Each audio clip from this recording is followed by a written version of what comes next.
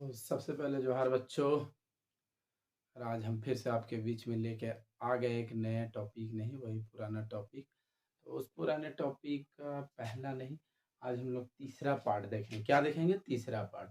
और तीसरा पार्ट में हम देखेंगे कि बेल्जियम की समझदारी। पहला पार्ट बेल्जियम में जातीय बनावट, बेल्जियम का जो भी है भौगोलिक स्थिति, उसमें क्या टेंशन हुआ वो। और दूसरा पार्ट में हम लोग श्रीलंका के बारे में, एक पार्ट में बेल्जियम की स्टोरी, दूसरे पार्ट में श्रीलंका की स्टोरी। तीस और एक और क्या था, बेल्जियम और श्रीलंका के बाद श्रीलंका में तनाव भी देखे हम लोग, गृह युद्ध भी देखे, जिसका स्थिति से हम लोग सबको अवगत है। अब जो तीसरा पार्ट है उसमें देखेंगे कि बेल्जियम की समझदारी क्या हुई। तो जी हाँ, आप सोच रहे होंगे अगर आप सोच रहे होंगे कि हम कैसे पढ़ाते हैं, कहाँ से पढ़ाते हैं, तो कोई ऐसी बात नहीं। सबसे पहले हमारे नए वाले व्यूवर्स से अनुरोध है कि चैनल को सब्सक्राइब करें और वीडियो को लाइक करें, शेयर करें और ज़्यादा से ज़्यादा भेजें। तो ये जो आप देख रहे हैं ये है एनसीईआरटी का बुक। और जी हाँ, हम एनसीईआरटी के ही वर्ड सेंटेंस सब उसी का रहता है, ठीक है। तो चलिए हम लोग क्या करेंगे, तीसरा बेल्जियम की समझदारी। बेल्जियम की समझदारी क्यों कह रहे हैं? क्योंकि बेल्जियम ने एक ऐसी समझदारी अपनाई जिसके कारण बेल्जियम में श्रीलंका का हाल नहीं हुआ, ठीक है। और श्रीलंका ऐसा हाल नहीं हुआ तो श्रीलंका ऐसी स्थिति नहीं चाहता था, श्रीलंका ऐसे गृह युद्ध की स्थिति नहीं चाहता था, जिससे उसकी देश की आर्थिक, शैक्षणिक, स्वास्थ्य हर एक सुविधाओं में असुविधा फैल जाए और हर एक आदमी, हर एक इंसान अपने आप को बेगाना महसूस करे। तो क्या है बेल्जियम की समझदारी? चलिए हम लोग व्हाइट बोर्ड की तरफ देखते हैं, बेल्जियम की क्या समझदारी है। बेल्जियम ने क्या समझदारी अपनाया, देखिए। पहले की वो श्रीलंका जैसी स्थिति नहीं चाहता था। जी हाँ, आप जब बुक में पढ़ेंगे तो बोलता है कि बेल्जियम के नेताओं, जितने भी नेता थे, वो श्रीलंका से अलग रास्ता अपनाने का फैसला किया। उन्होंने क्षेत्रीय अंतर और सांस्कृतिक विविधताओं को स्वीकार किया। तो जितने भी बेल्जियम के नेता हैं वो समझदार थे और वो बेल्जियम श्रीलंका जैसी स्थिति नहीं अपनाना चाहती थी।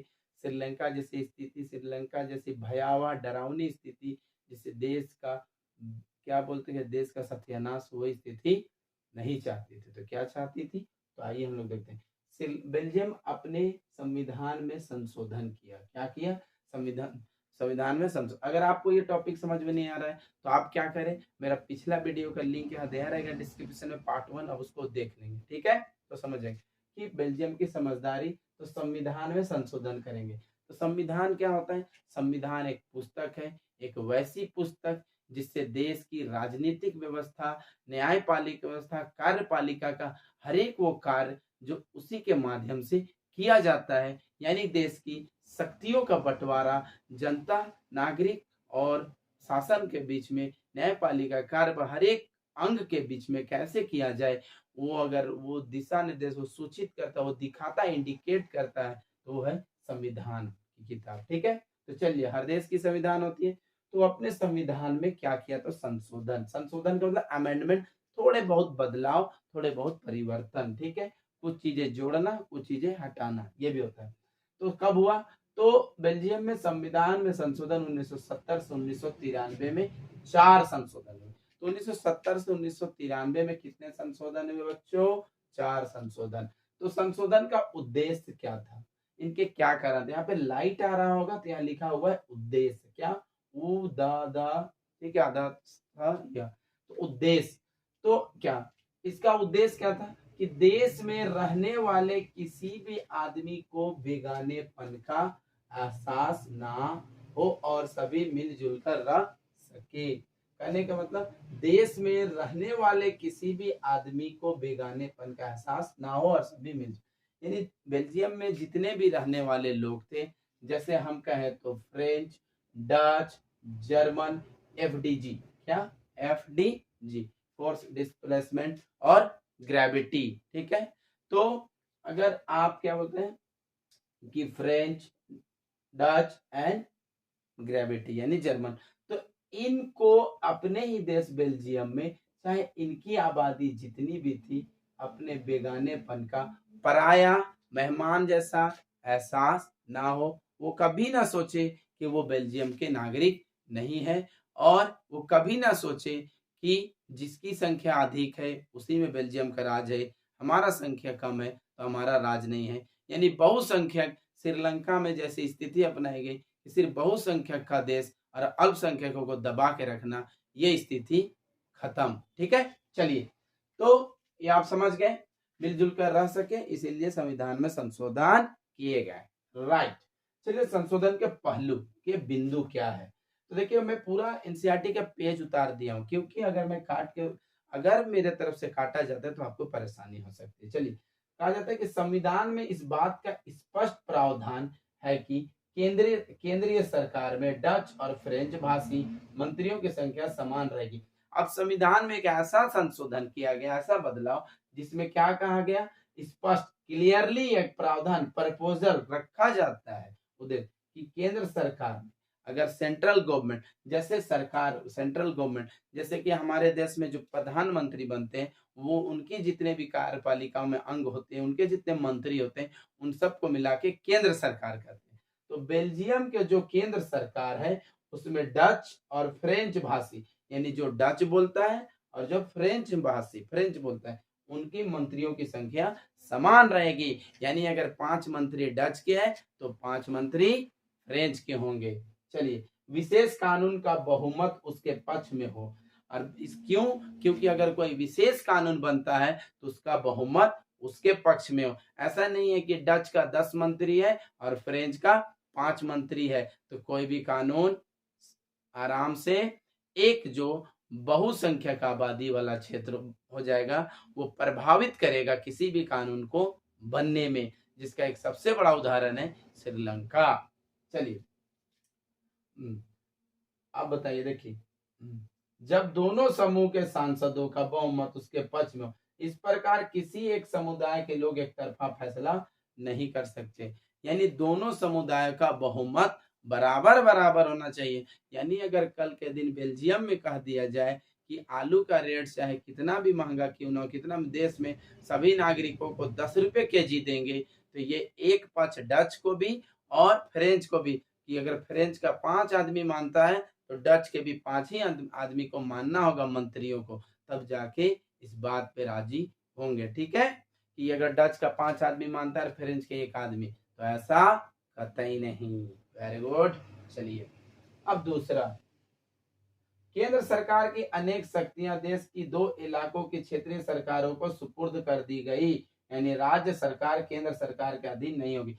अब क्या हुआ, सरकार का दूसरा अंग, एक हुआ से केंद्र सरकार यानी कि सेंट्रल गवर्नमेंट, दूसरा होता है स्टेट गवर्नमेंट। यानी केंद्र सरकार की जो भी शक्तियां थी, सेंट्रल गवर्नमेंट की जो भी शक्तियां थी, वो देश के इलाकों, तो देश के अलग इलाकों, यानी कि जैसे हम भारत की बात करें तो भारत में इलाकों मतलब राज्य है ना, जैसे केंद्र में अलग सरकार है, मिस्टर नरेंद्र मोदी जी देश के प्रधानमंत्री हैं। लेकिन उसी तरह अगर हम अपने झारखंड की बात करें तो मिस्टर हेमंत सोरेन मुख्यमंत्री हैं। यानी कि केंद्र की सरकार की अलग शक्तियां हैं और देश की शक्तियों का कुछ हिस्सा वो राज्य इलाकों के सरकारों को दे दिया है। यानी कि जो हमारी सरकार है केंद्र राज्य सरकार, वो केंद्र सरकार के अधीन नहीं है। यानी वो हर चीज राज्य सरकार में थोप नहीं सकता है कि नहीं, अगर प्रधानमंत्री भी कभी फोन करके ये नहीं कर सकते हेमंत बाबू ये चीज पास कर दो, नहीं, इनका भी कुछ अलग अंग होगा, उनका भी कुछ अलग रूप होता है।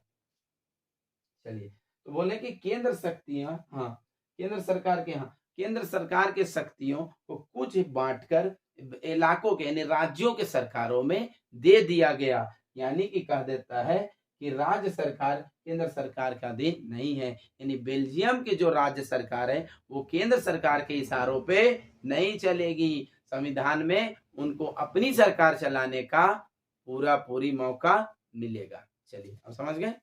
चलिए, अब हम लोग चलते हैं तीसरा में, तो ब्रुसेल्स। अब वहां की राजधानी क्या है, ब्रुसेल्स, यानी बेल्जियम की राजधानी ब्रुसेल्स। आपको मालूम होगा कि ब्रुसेल्स, अब देखिए पूरे देश में 59% डच है, 40% फ्रेंच है, 1% जर्मन। लेकिन जब ब्रुसेल्स जाते हैं 80% फ्रेंच है और 20% डच है और सारे बेल्जियम को इसी ब्रुसेल से चलाया जाता था। यही डचों को पसंद नहीं था, इसलिए उन्होंने संविधान में संशोधन करने की मांग की और एक के साथ एक व्यवहार और सबके तालमेल के साथ ये हुआ।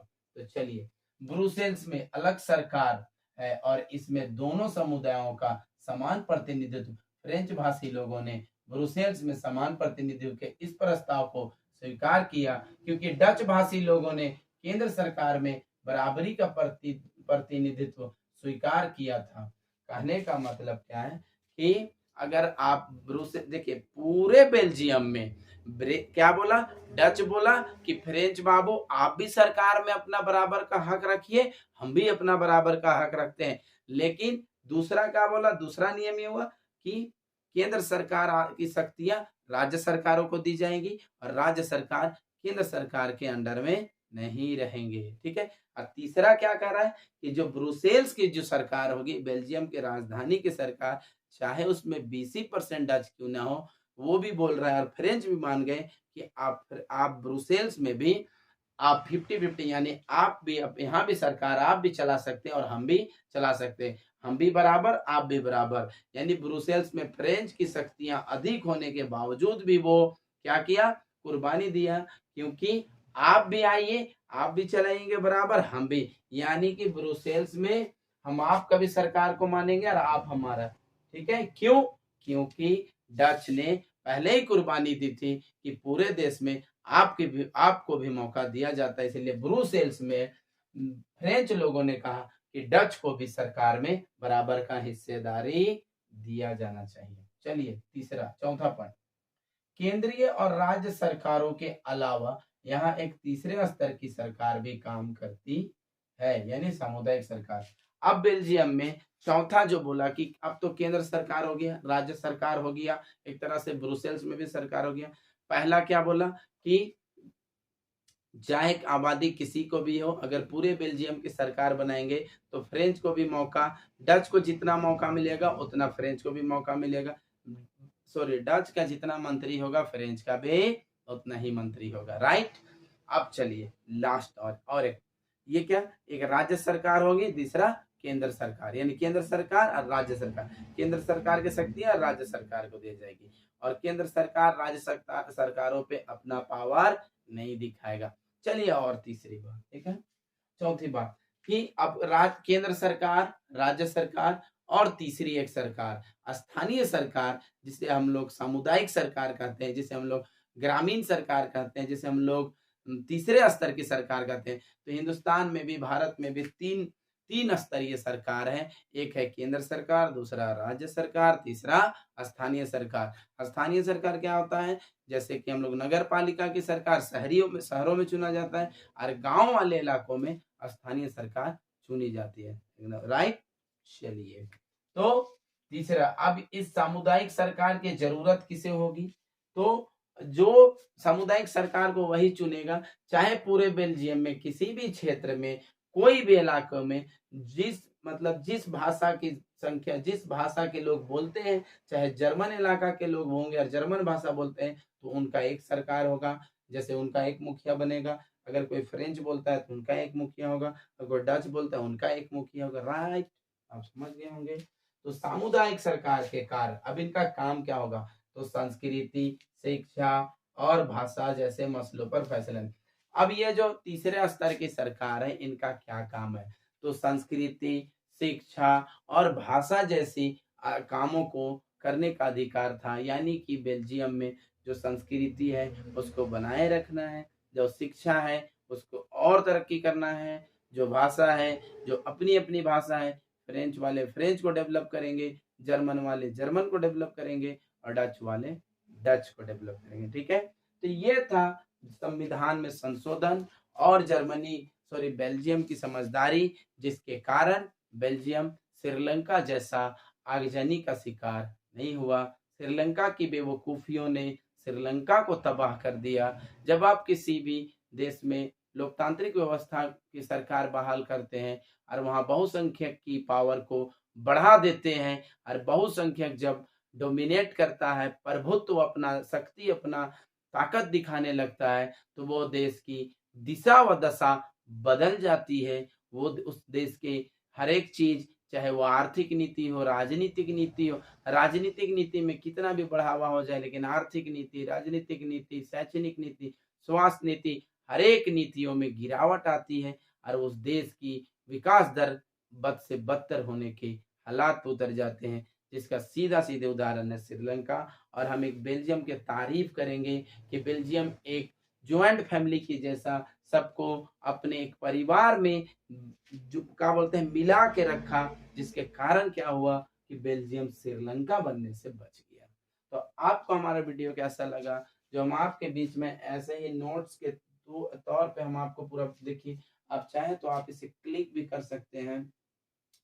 तो आप हम आपके बीच में ऐसे ही मेहनत करके वीडियो लाते रहेंगे, बनाते रहेंगे, आप हमें साथ देते रहें और हम आपका साथ ज़रूर निभाएँगे। तो आज था तीसरा, और कल जो हम वीडियो बनाएँगे उसमें हम सॉरी क्या थोड़ा-सा होता है कल का जो टॉपिक है कि हुँ, चलिए, तो जब तीसरा जो चौथा वीडियो लास्ट चौथा पार्ट आएगा उसमें सारे हम क्या करेंगे, सारे वीडियो अब तो हम लोग पढ़ लिए इस चैप्टर को, अब इसमें क्वेश्चन आंसर करेंगे कि सत्ता की साझेदारी क्यों जरूरी है।